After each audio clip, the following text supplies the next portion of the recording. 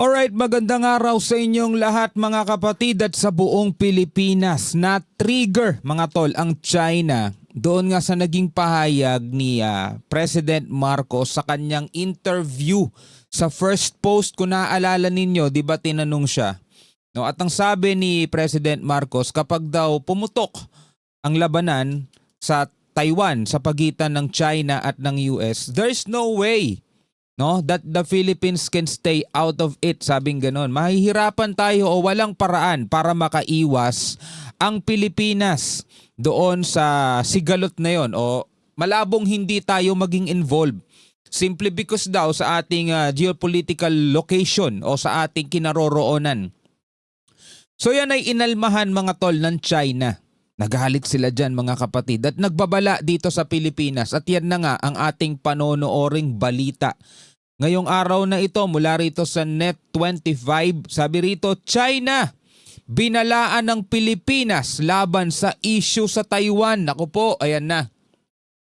Sabi rito, binalaan ng China ang Pilipinas na huwag makialam sa tensyon sa pagitan ng China at Taiwan mga tol. Mahirap din kasi magsalita kasi nga narinig na mismo natin sa bibig mismo ni PBBM nagmula na there's no way, sabing ganun, walang paraan para tayo ay makaiwas dyan. Tayo, ako, malamang marami sa atin mga tol, ayaw natin masali, ayaw natin maging involved, ayaw nating mapalaban kung sakasakaling magkaroon ng gera ang China at saka Taiwan. Pero tulad nga nung sinasabi natin palagi, kapag ang Amerika nang himasok dyan, nang ialam, at sila ay pinaputukan ng China, 'di ba? Ano na 'yon mga tol? Direct confrontation na 'yon at ang Amerika pwedeng mag-invoke ng kanilang MDT sa Pilipinas. Meron tayong Mutual Defense Treaty. Napalagay ko mga tol, malabong tanggihan natin. Kasi mga kapatid, kapag tayo naman ang nangailangan, ayaw naman natin na tayo ay tatanggihan ng Amerika, 'di ba? So malamang sa malamang, sabi nga ni PBBM, hindi niya daw yan maiiwasan. Pero kasi yan mga tol, kung titignan niyo doon sa sinasabi ng China, ito ay balak nilang sakupin o dapat daw masakop na nila sa taong 2027, which is presidente pa rin si PBBM nun. Nako. Anyway, para malaman natin ang buong detalye, panoorin natin itong Net25 mga tol. Bago natin to simulan, huwag mong kalimutan mag-subscribe, click mo na rin ang notification bell. At syempre sa mga kaibigan nating nanonood naman sa Facebook, pakilike na rin po ang ating Facebook page. Tayo ay nagbibigay lamang ng reaksyon at komento sa balita. Hindi ako ang nagbabalita sa inyo. Alright? So huwag na natin patagalin pa, panoorin na natin to. Binalaan ng China ang Pilipinas laban sa panghihimasok sa issue sa pagitan ng China at ng Taiwan. Grabe naman panghihimasok. Hindi naman tayo nanghihimasok. Magkaiba kasi yung nanghihimasok mga tol. Kasi pag sinabing nanghihimasok, pinakikialaman natin pati yung policy nila. Pati yung sinasabi nilang part ng bansa nila ang Taiwan, hindi natin pinakikialaman yun. So hindi tayo nanghihimasok sa kanila. Alright, gusto ko lang din i-correct ang narrative dahil baka yun din ang isipin ng ating mga kababayan. Hindi natin pinakikialaman o pinanghihimasukan yung sigalot nilang dalawa. Kasunod dito ng pahayag ni Pangulong Ferdinand Marcos Jr. na kung saan sinabi niyang magiging imposible para sa Pilipinas na hindi mangialam sa hidwaan sa gitna ng Taipei at Beijing dahil sa lapit ng Pilipinas sa bansang Taiwan. Okay, so again mga tol, ulit natin to, i-analyze ulit natin tapos himayin ulit natin kung ano pa yung pwede nating maibigay na commentary and reaction. Pwede rin kayo magbigay ng sarili ninyong commentary sa ibaba. Another flashpoint in the neighborhood is Taiwan, and most experts fear that Beijing will invade Taiwan before the end of this decade. If that were to happen while you're still in power, would you be open to allowing the US use resources and bases in the Philippines to defend Taiwan, or would you rather stay out of it? To be very practical about it, if there is a confrontation over Taiwan between China and the United States, there is no way that the Philippines can stay out of it. Napakalino kasi. Sabi, para daw maging, to be practical, sabing ganun, kung sakasakaling magkakaroon ng direct confrontation sa Taiwan ang Amerika at saka ang China, there is no way. Imposible, walang paraan, sabing ganon, na ang Pilipinas, mga tol, ay makaiwas dito sa gulo. Malamang to aalmahan ng China. Alam na natin yan sa umpisa pa lang.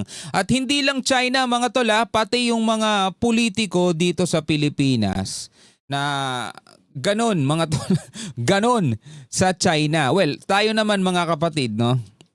Hindi naman sa inaalmahan. Kasi syempre mga kapatid, ayaw naman natin din na batikusin yung ating mga namiminuno sa atin. Pero sana naman mga tol, no, ay siguro mas maganda kung nakaisip ng iba pang wordings, no, si PBBM. No, kumbaga, gawin natin lahat ng ating makakaya. Kasi pag sinabing there is no way, talagang as in yun na tapos na And yun na kumbaga, nagsalita na siya ng tapos.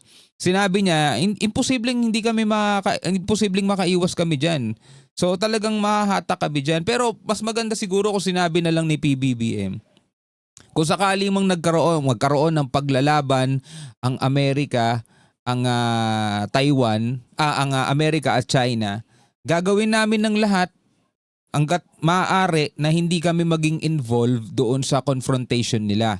Kasi ang una naming gagawin is ilikas yung aming mga kababayan, hindi kami makikisali doon sa gera. Pero once na idinamay kami, dahil nga sobrang lapit namin, pwede kami talagang madamay dyan, wala na kaming magagawa, kundi depensahan din naman yung aming sarili. Mas maganda sana yun yung ganong pananalita mga tol, kesa yung sasabihin agad na if kung magkakaroon ng direct confrontation ng China at America, there is no way that the Philippines can stay out of it, di ba? Mas maganda kasi yung ganun sanang paliwanag Pero sige mga tol, nasabi na ni PBBM yan nasabi na niya yan Simply because of our physical geographic location. To understand how close Taiwan is to the Philippines, the large city of Kaohsiung in Taiwan is a 40-minute flight away from the capital of my province in northern Philippines, in Nawag. That's how close it is. Pero yun nga lang kahit na sabihin nating gusto nating umiwas, tulad nga ng sinabi ko kanina, kahit sabihin natin gusto nating umiwas, hindi kami makikialam sa gera, laban nila yan. Pero what if nga? What if nagkaroon nga ng direct confrontation ang China at saka US, tapos ang US, since taga dyan sila, dayo sila, di ba? Kailangan nila ng mga backup na mga allies nila, malalapit na bansa, like for example Japan, South Korea, kasama na ang Pilipinas. Meron tayong treaty o meron tayong MDT, Mutual Defense Treaty, na pag inatake sila, tutulong ang Pilipinas. Pag inatake tayo, tutulong ang Amerika. Kasunduan yun mga tol noong 1951 pa. So kapag yun in-invoke nila mga tol, di ba? Anong gagawin ngayon ng Pilipinas? Yun ang matinding tanong. So yun ang hinaharap na problema ngayon ni PBBM.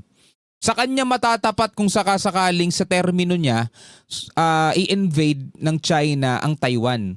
No, hindi natin alam kung ano magiging hakbang ng ibang presidente, pero natapat kung sakasakaling matapat kay PBBM, yun ang malaking problema niya. Dalawa ngayon ang kanyang iisipin.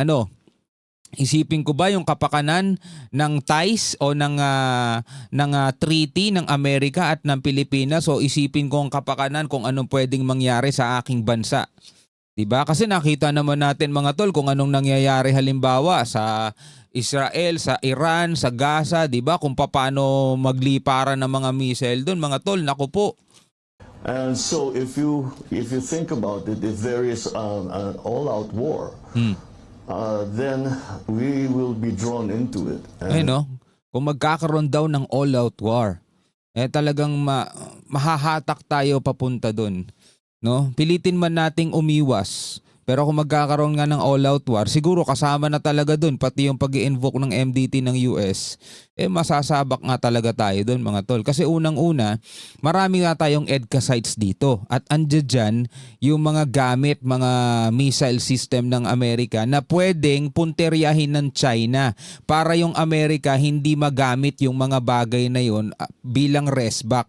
Kasi isa rin yun mga tol sa pwedeng gawin ng China. O teka, andirito na mga barko ng ng Amerika o puntiryahin nyo na yung kanilang mga missile system na nasa Pilipinas para hindi na nila mapakinabangan. Pwede yun mga tol. And I assure you with the greatest hesitation, but we will have to defend our territory and our sovereignty. There's the BRICS group. Sa isang statement, inudyok ng China ang Pilipinas na makiayon sa One China Principle at huwag nang makisawsaw pa sa usapin ukol sa teritoryo. Tindi rin ng China kung mag-demand no? Samantalang sila hindi nga sumusunod sa international law eh. Dagdag pa ng China na ang naturang mga pahayag katulad ng ginawa ng Pangulo ay hindi lamang tahasang paglabag sa international law at ASEAN Charter, kundi nanganganib rin ito na makapinsala sa kapayapaan at katatagan ng rehiyon at pansariling interes ng Pilipinas. Pero in reality mga tol, real talk lang. Sabihin na natin meron pang mas magandang pananalita na pwedeng sinabi ang ating Pangulo. Pero in reality mga tol, ganun talaga din ang bagsak nun eh.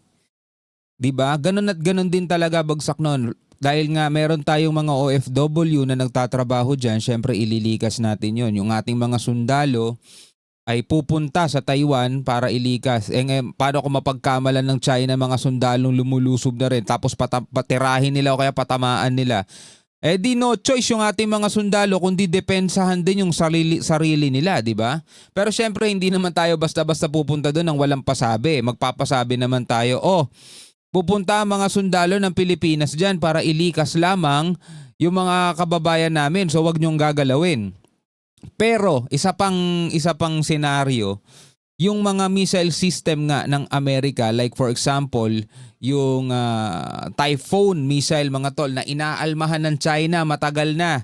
Dahil ngayon ay pwedeng umabot sa kanilang lupa mismo.